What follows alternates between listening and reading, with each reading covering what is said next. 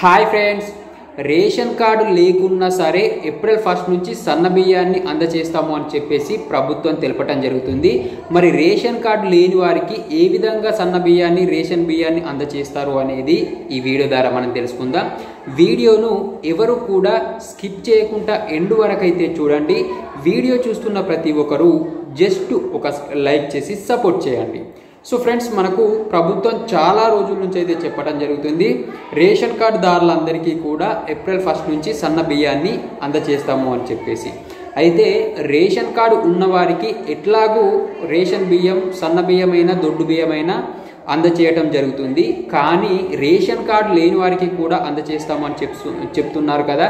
అది ఏ విధంగా అని చూసుకున్నట్లయితే, రేషన్ కార్డు కోసం కొత్తగా అప్లికేషన్ చేసుకున్న వాళ్ళు ఎవరైతే ఉన్నారో వాళ్ళకు ఫిజికల్గా రేషన్ కార్డు రాకపోయినా సరే, రేషన్ కార్డు యొక్క అర్హుల జాబితాలో మీ యొక్క పేరు ఉన్నట్లయితే మీకు ఏప్రిల్ 1 నుంచి సన్న బియ్యాన్ని అందజేస్తాము అని చెప్పేసి ప్రభుత్వం తెలపటం జరిగింది.